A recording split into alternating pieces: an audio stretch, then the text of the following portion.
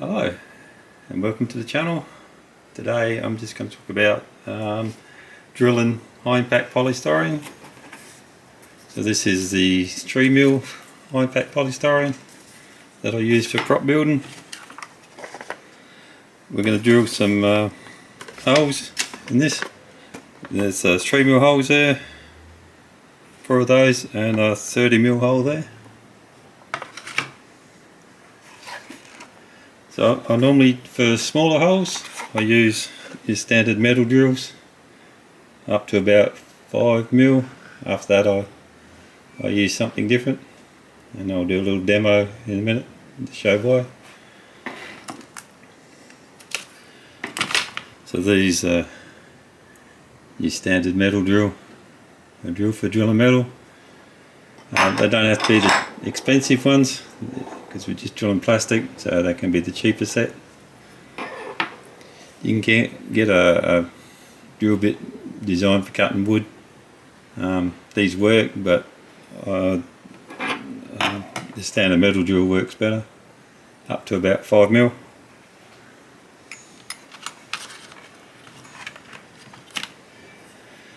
So for drilling bigger holes, I use hole saws. We can use hole saws like this. This is a cheaper version that you get multiple lathes and clip them in there, or the slightly more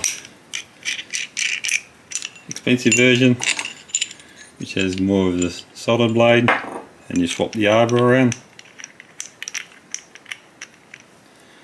These hold their shape a little bit more, or you can go for the slightly more expensive hole saws.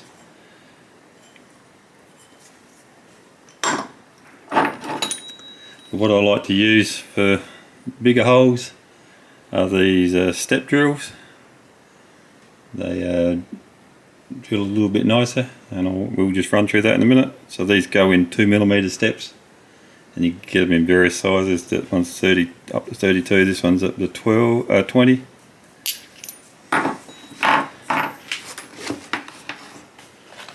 So also use these drills. I've had them for a fair while. I'm not sure if you can still get them. So they look a little bit like a forcing a bit.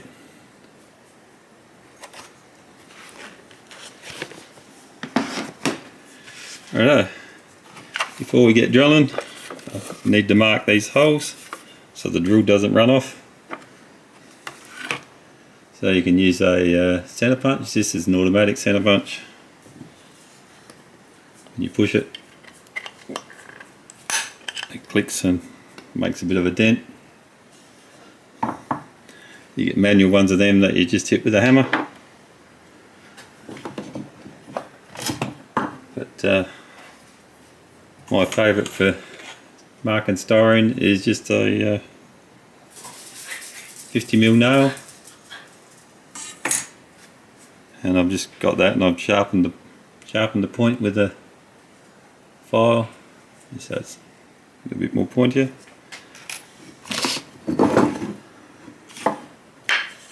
So we'll center punch them now. So you use a hammer, a pair of pliers. I normally have pliers lying around, so I use them. Now these aren't going to be super accurate because I can't get my head down there and look at that, otherwise I'll be blocking the view of the camera. So I'll just do a bit of a guesstimate.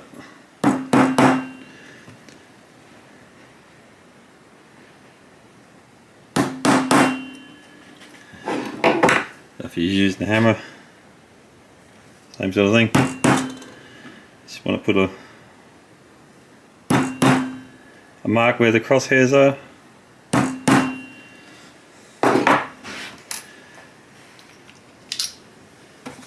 Okay, for smaller holes, this is a battery drill, not a very good one, but it's a battery drill.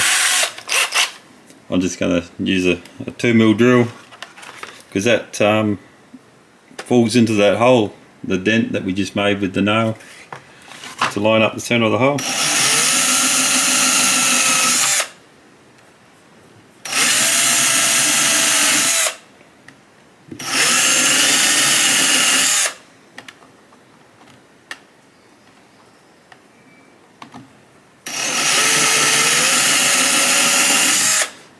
bit out of focus there. Turn it this way. Hold up the drill from your finger. Okay.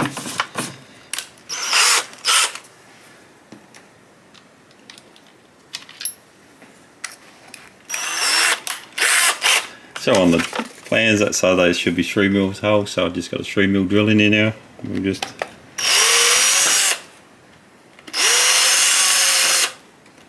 obviously to make it a bit straighter, you should hold it down like that and drill show you. I'm just doing that so you can see a little bit better on the camera.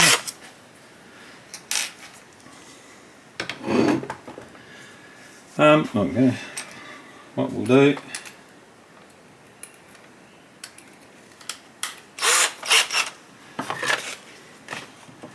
so we'll use the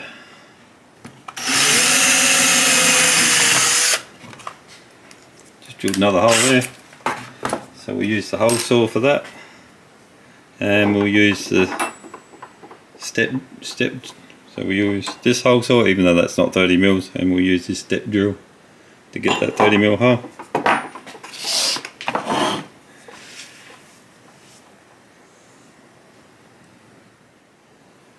So the setup I'm going to do for the rest of the drilling is I'm going to use this portable drill press.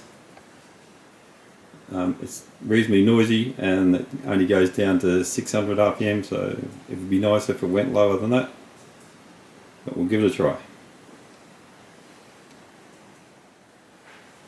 Okay, so we got the drill set up. I've just put a couple of blocks of wood there. Just going to use this hole saw.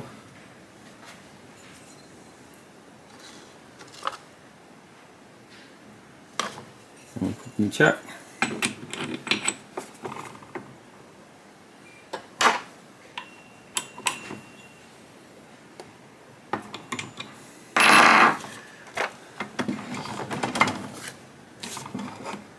So we'll just drill down there like that.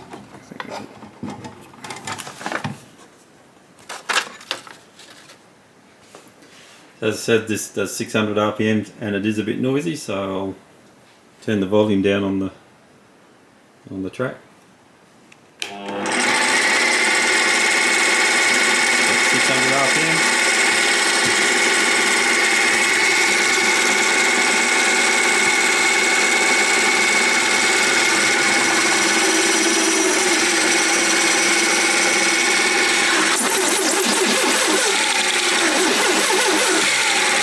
I'm just putting the pressure on and then taking it off again.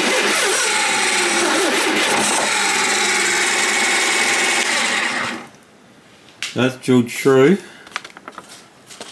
but because of the heat generated by the hole saw, it made the styrene go a bit soft and started to melt it. So it's not a clean hole, but it's definitely recoverable. It's just a quick file around there and it'll be okay.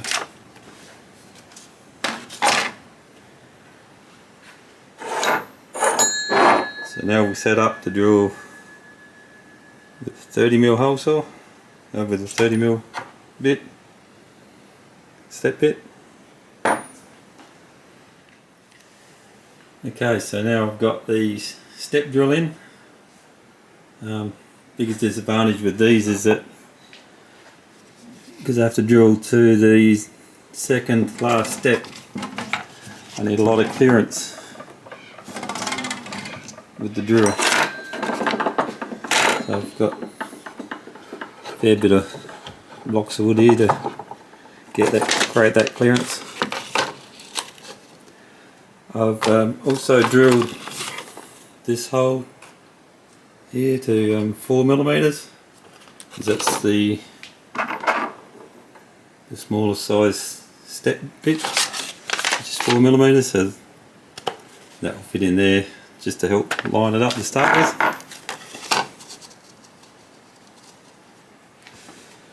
So here we go.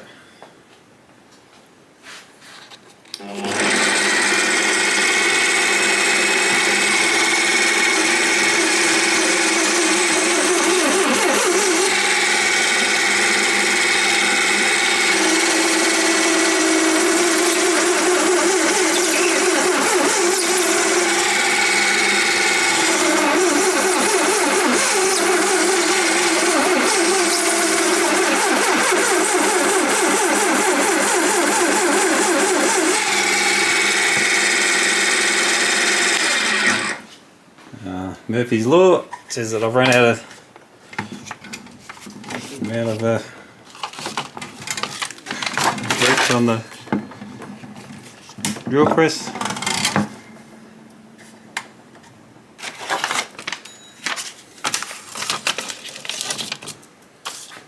Just finish that off.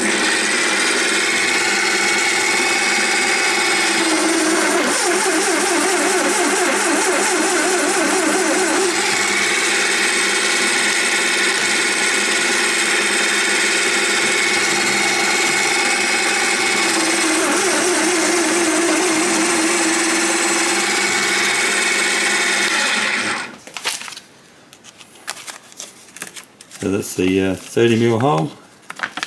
It's a lot cleaner than with the hole saw.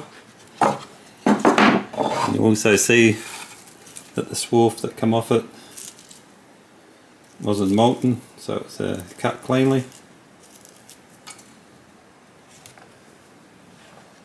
The tricky bit with those bits is that you need to try and keep everything centered in. They do want to wander a little bit, especially with the bigger holes.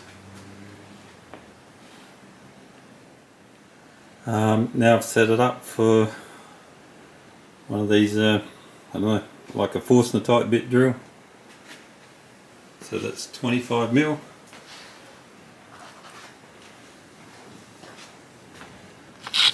I've put a 2mm hole in there to get it started. And the advantage of this bit is you don't need any, you can drill on a level base.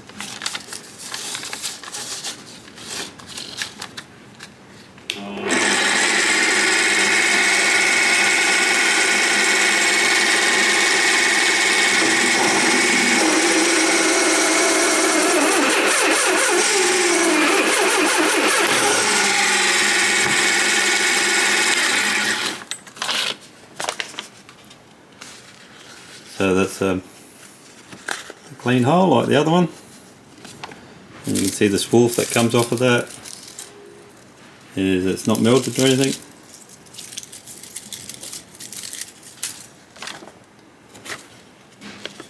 And no tear out at the back or anything like that. One thing when you're using these drills, it's really better off to use it in a drill press because I do want to wander as well.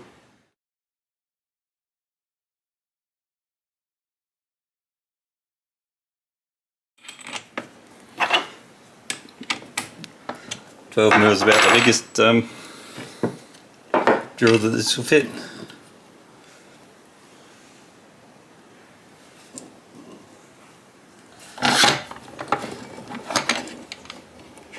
So I am going to clamp this one because it will have a tendency to grip.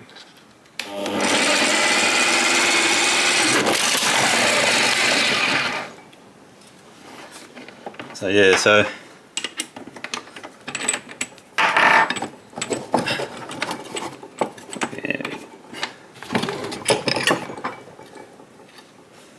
big tush drills and hips don't mix.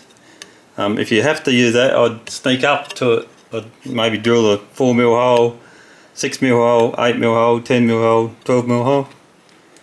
Problem is it just comes along and grips the plastic and then bites in really hard. You can regrind the drill face so it grips less, but I'm no good at grinding drills.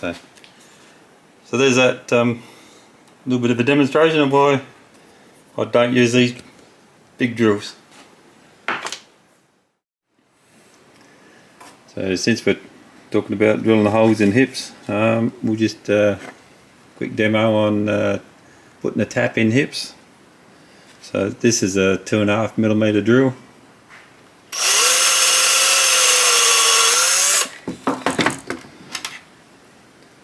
And this is a 3mm by 0.5 pitch tap.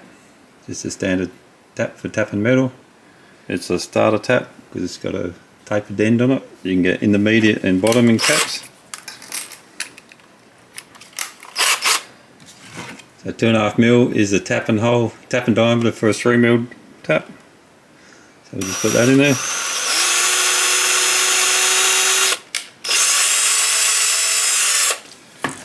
Now we have a 3mm tap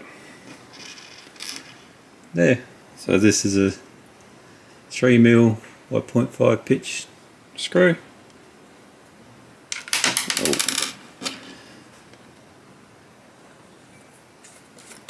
So now that'll screw into there.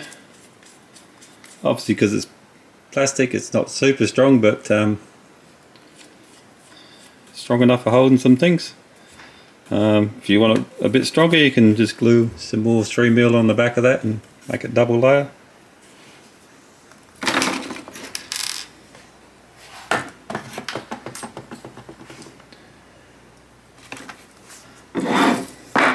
So we'll talk now a little bit about the chamfer. So on Dave's plans, here's another line down here. So that means that this panel's got to be chamfered at 45 degrees.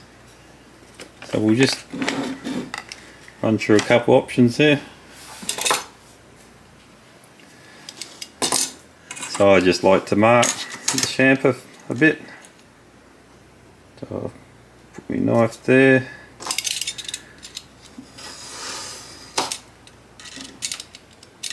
As before.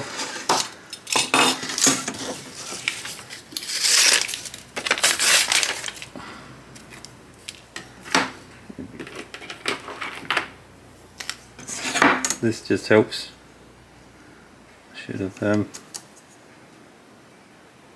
just done a score line there.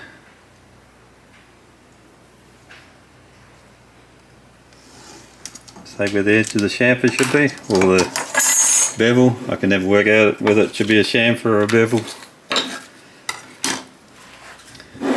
So in previous video I said that you can do it with a file. So I've just made up, this is the jig that I made up for doing K9. That's a little bit of 40mm by 20mm pine. I basically put a hacksaw cut down there. Drill a hole through there, and that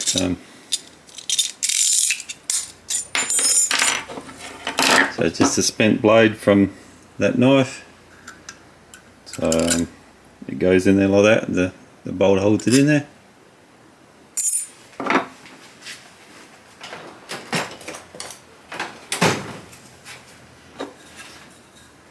So that's about 45 degrees.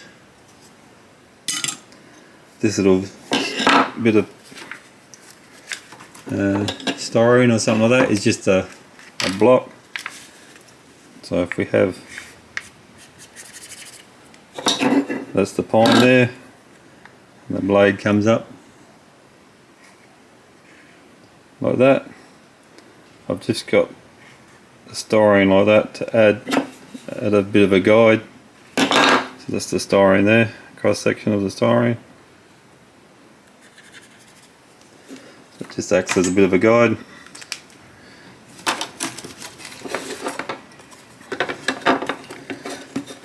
So I don't know how, normally I bolt this to the bench and all that sort of thing to make life a bit easier, but for the camera, so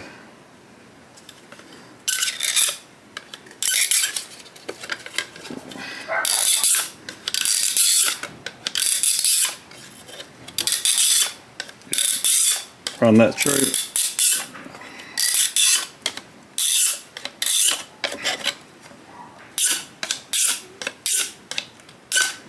A whole heap of times, and then you gradually get that 45 degree bevel on there. It does take a bit of time. On the internet, when I was looking at how to create a chamfer,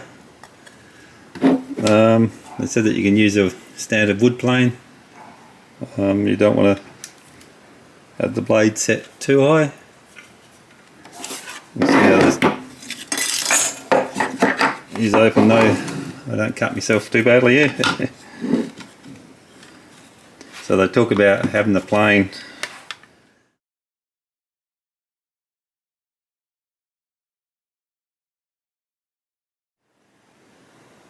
while editing the video I took, I noticed that my plane test was pretty shoddy, so I'm going to repeat it. So this time I've got the hips clamped to the desk with a bit of 12mm MDF underneath it for support. The plane blade is also set shallower.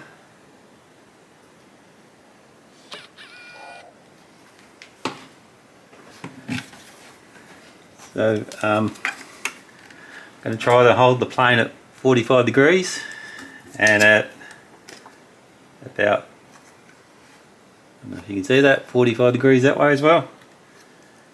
So we'll see how we go.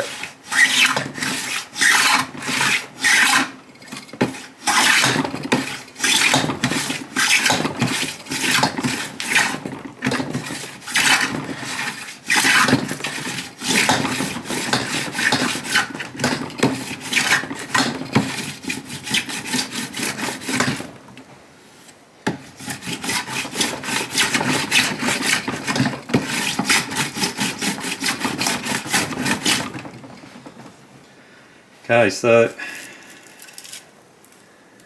swarf is a lot less, is thinner, a bit more consistent.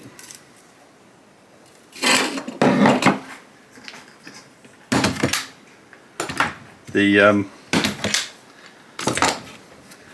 tried it without the board underneath it, and the hips bent too much. You can see that. It's pretty close to being there. A couple more passes. I'm nearly on the line there. So I think this method works okay. Could finish this off with the file because the overall dimensions are there. So yeah, so that's with a pretty ordinary wood plane. Maybe a better wood plane would be a bit nicer, or one of the smaller hobby planes to get a bit more control. Well worth investigating a bit more.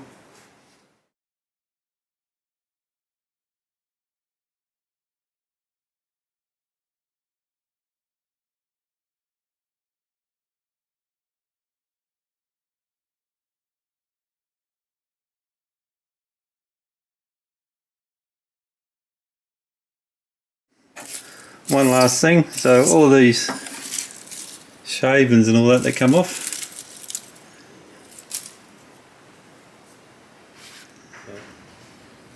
So you just get a glass jar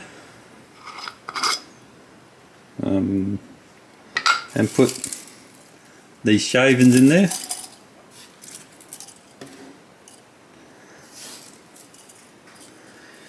Then we put the about an equal amount of the weld-on free or the delimonine or whatever you're going to be using, to whatever solvent you're going to use to glue the hips together with. Put the lid on and let that sit for a few hours, and all these hips will dissolve into the solvent.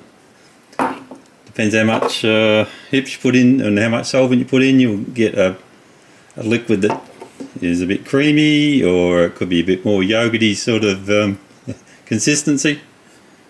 So then you can use that to glue your hips together with. If you don't have a really good joint, you can put that in there and clamp that up. So this will act as a bit of a filler, and because it's got the solvent in it, it will also weld the joints together. The thicker it is, the longer it will take to go off, so you might be looking at maybe 3 or 4 hours for it to start to set properly. But after a few days it'll be a super strong joint because it's solvent welded. Okay, that's it. Thank you very much for watching.